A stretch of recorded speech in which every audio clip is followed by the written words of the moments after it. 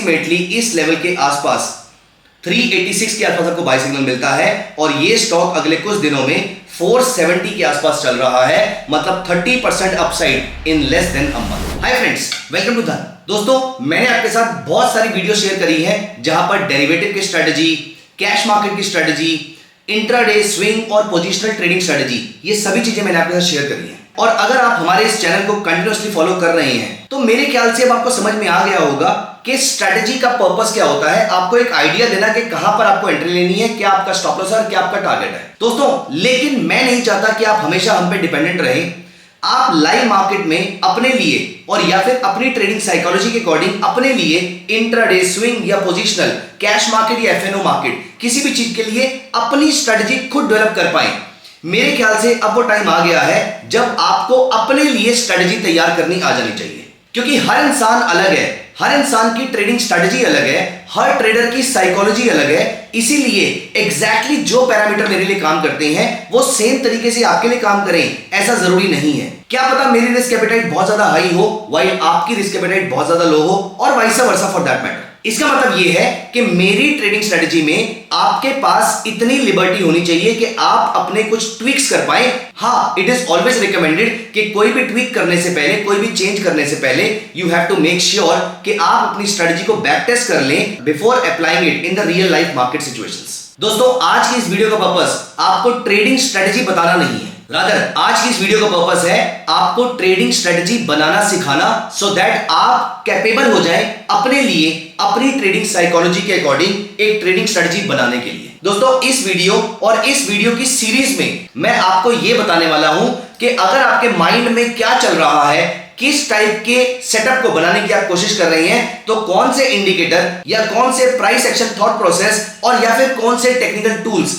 आपके काम आ सकते हैं। इस वीडियो सीरीज में, आज की इस वीडियो में मैं आपके साथ डिस्कस करने वाला हूं कि अगर आप लॉन्ग टर्म ट्रेंड कैच करना चाहते हैं तो कौन कौन से इंडिकेटर्स को किस किस तरीके से आप यूज कर सकते हैं सो दैट आप लॉन्ग टर्म ट्रेंड कैच कर पाए। दोस्तों, ट्रेडिंग दो टाइप से हो सकती है, या तो आप ट्रेंड कैच करना चाहते हैं या फिर आप रिवर्सल कैच करना चाहते हैं। नेक्स्ट वीडियो में मैं आपके साथ यह भी डिस्कस करूंगा कि कौन से इंडिकेटर को किस तरीके से यूज किया जाए कि आप उसमें रिवर्सल्स कैच कर पाए और सटीक लेवल पे रिवर्सल कैच कर पाए। लेकिन आज की इस वीडियो में मैं आपको बताने वाला हूं कि अगर आप ट्रेंड के साथ चलना चाहते हैं, बड़े प्रॉफिट बुक करना चाहते हैं, तो किस तरीके से आप बड़े प्रॉफिट बुक करने के लिए कौन से इंडिकेटर्स का इस्तेमाल करें और उसके क्या पैरामीटर रखें। आइए चलते हैं इस वीडियो में आगे।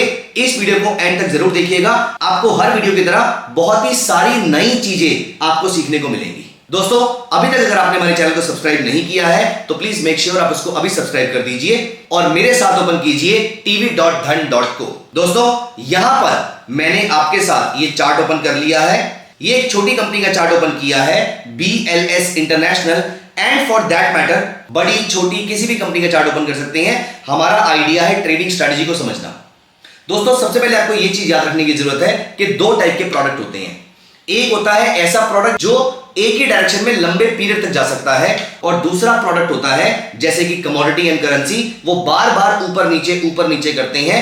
सेकंड वाले प्रोडक्ट में जैसे कि कमोडिटी और करेंसी हो गया, वहां पर हमें रिवर्सल ढूंढना ज्यादा प्रॉफिटेबल होता है, जबकि पहले वाले थॉट प्रोसेस में अगर आप मिड कैप और स्मॉल कैप को देखें तो वो लंबे ट्रेंडिंग प्रोडक्ट्स होते हैं। तो अगर आपको ट्रेंड कैच करना है तो stocks are a better product, अगर आपकी रिवर्सल्स कैच करने में मास्टरी है तो commodity and currency are the better products. आइए यहां पर, इसीलिए मैंने, क्योंकि हम ट्रेंड कैच कर रहे हैं, इसीलिए मैंने आज यहां पर एक छोटी कंपनी का स्टॉक उठाया है। आप चाहें तो किसी बड़ी कंपनी का स्टॉक भी उठा सकते हैं। छोटी कंपनी के स्टॉक ज्यादा देर तक एक ही डायरेक्शन में जाते हैं। तो अगर आप कभी भी ट्रेंड कैच करना चाहते हैं तो मिड कैप और स्मॉल कैप इसके लिए सटीक प्रोडक्ट्स रहते हैं। दोस्तों, आज की इस वीडियो में मैं आपके साथ 3 इंडिकेटर डिस्कस करने वाला हूं, जिन इंडिकेटर्स का इस्तेमाल करके आप ये पता लगा सकते हैं ये प्रोडक्ट ट्रेंडिंग है भी या नहीं है। और कंफर्मेशन के लिए आप इन 3 में से किन्हीं 2 को या तीनों को एक साथ यूज कर सकते हैं। ये आपको किसी स्टॉक का हाईएस्ट मोमेंटम पीरियड भी बताएगा। दोस्तों, पहला इंडिकेटर का नाम आप ऑलरेडी जानते हैं, लेकिन मैं आपको बताऊंगा कि आपको किस तरीके से उसको इस्तेमाल करना है। तो पहले इंडिकेटर का नाम है मूविंग एवरेज। इसमें प्राइमरीली 2 तरीके की मूविंग एवरेज सबसे ज्यादा फेमस है, सिंपल मूविंग एवरेज और एक्सपोनेंशियल मूविंग एवरेज। आप इनमें से कोई भी यूज कर सकते हैं, लेकिन एक कंडीशन है जो यूज करें हर बार सेम यूज कीजिएगा। तो यहां पर मैंने एक्सपोनेंशियल मूविंग एवरेज यूज कर ली है। दोस्तों एक्सपोनेंशियल मूविंग एवरेज के कुछ भी आप नंबर अप्लाई कर सकते हैं, 9 पीरियड, 10 पीरियड, 20 पीरियड, 50, 100, 200 और 500, whatever number you want to apply, that is completely your choice. लेकिन ये जो रूल मैं आपको बताने वाला हूं ये आपको हमेशा याद रखना है। अपने आप से क्वेश्चन पूछिए, फॉर एग्जाम्पल अगर आप यहां पर डेली चार्ट देख रहे हैं, आप कितने पीरियड का व्यू लेना चाहते हैं? जो भी टाइम फ्रेम का आप चार्ट यूज कर रहे हैं उसमें कितने पीरियड का व्यू आप लेना चाहते हैं? फॉर एग्जाम्पल अगर आप अगले 10 दिन के आसपास का व्यू लेना चाहते हैं तो मूविंग एवरेज का नंबर 10 के आसपास कुछ होना चाहिए। 9 रहे, 10 रहे, 11 रहे, उससे आपके जिंदगी में, उससे आपकी ट्रेडिंग लाइफ में कोई बहुत ज्यादा डिफरेंस नहीं आने वाला। लेकिन ये बात याद रखिएगा, अगर आपको BLS इंटरनेशनल का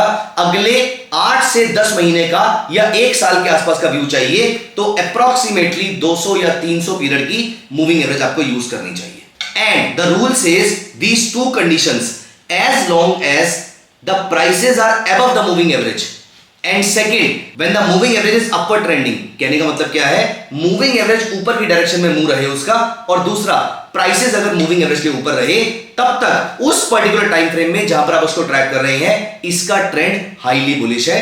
जैसे आप नोटिस कीजिए यहां पर इस पूरे पीरियड में 2020 जून के बाद से आपका मूविंग एवरेज भी अपवर्ड ट्रेंडिंग हो गया और मोस्ट ऑफ द टाइम आपके प्राइसेस मूविंग एवरेज के ऊपर ही रहे। अप्रोक्सीमेटली 40 रुपीज के आसपास से इसने वहां पर हमें बाय सिग्नल दिया था, ये आज तक बाय में है, ये आज तक कभी सेल में नहीं आया है। तो दोस्तों इस चीज को आपको ध्यान रखना है कि आप कितने भी पीरियड का व्यू ले रहे हैं, मूविंग एवरेज की डायरेक्शन और प्राइसेस की डायरेक्शन अबव और बिलो द मूविंग एवरेज, ये दो चीजें आपकी मदद करेंगी इस इंडिकेटर को यूज करने के लिए। इन दो कंडीशन को कमेंट सेक्शन में जरूर बताइएगा। आगे चलते हैं सेकंड इंडिकेटर पे।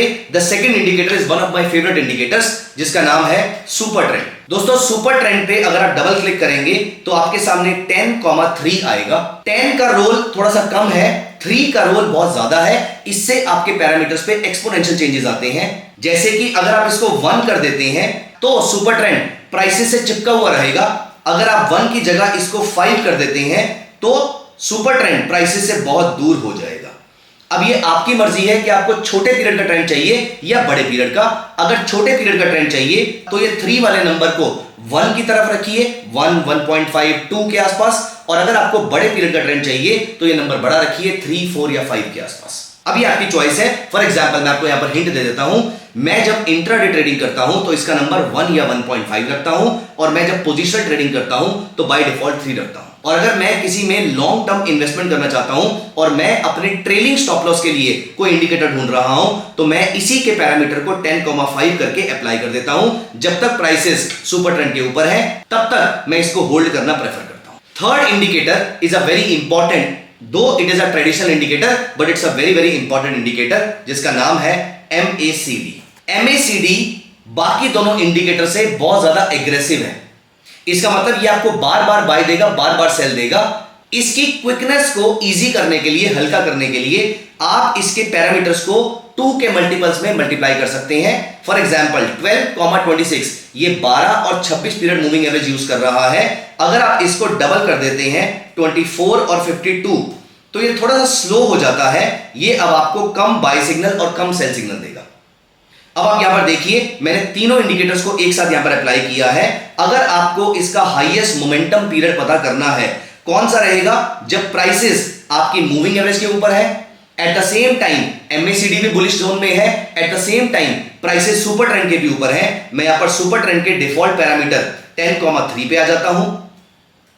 मूविंग एवरेज मैंने 200 पीरियड यूज कर रखी है और MACD मैंने 24,52 का यूज कर रखा है। अब आप यहां पर नोटिस कीजिए प्राइसेस मूविंग एवरेज के ऊपर है, सुपर ट्रेंड के ऊपर है, और MACD आपको यहां पर बाय सिग्नल देता है।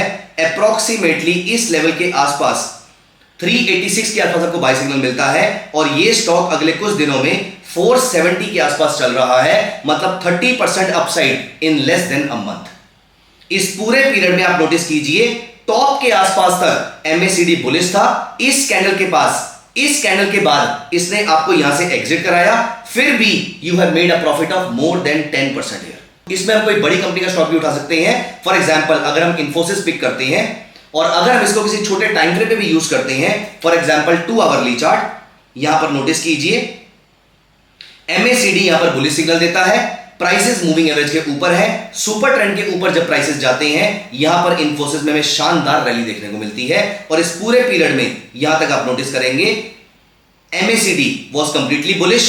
उसके बाद MACD ने दोबारा यहां पर आपको बाय सिग्नल दिया और यहां पर प्रॉफिट बुक करा के कॉस्ट टू कॉस्ट दोबारा से बाय करवा दिया इसने आपको, और यहां पर फिर दोबारा मोमेंटम कैच करा दिया। दोस्तों, ये तीनों चीजें अगर सेम टाइम पे एक साथ बुलिश सिग्नल प्रोवाइड कर रही है, this can give you a very strong momentum trade. Interestingly, आप इसी स्ट्रेटजी को इंट्राडे में भी यूज कर सकते हो। आप यहां नोटिस कीजिए, यहां पर आपको MACD ने सेल दिया, यहां पर सुपर ट्रेंड भी बियरिश था, और अब यहां पर प्राइसेस भी 200 पीरियड मूविंग एवरेज के नीचे आ गए हैं। यहां से इन्फोसिस पिछले 2-3 दिन से लगातार गिर रहा है, और यहां पर MACD ने बाय सिग्नल दिया, ऑलमोस्ट बॉटम के आसपास इन्फोसिस ने सेल से एग्जिट करा दिया। दोस्तों, ये 3 इंडिकेटर को आप किसी भी तरीके से यूज कर सकते हैं लॉन्ग टर्म ट्रेंड निकालने के लिए। तो दोस्तों, यहां पर एक क्विज हो जाए,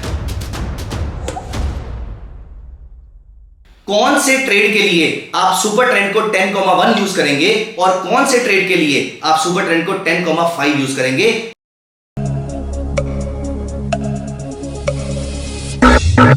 आप मुझे कमेंट सेक्शन में जल्दी से बता दीजिए। मैं यहां पर आपके लिए लेकर आऊंगा अगली वीडियो में कौन से 3 इंडिकेटर ऐसे हैं जो मैं सबसे ज्यादा रिवर्सल के लिए यूज करता हूं। दोस्तों, कैसी लगी आपको हमारी ये टीचिंग वीडियो, एक बार कमेंट सेक्शन में जरूर बताइएगा।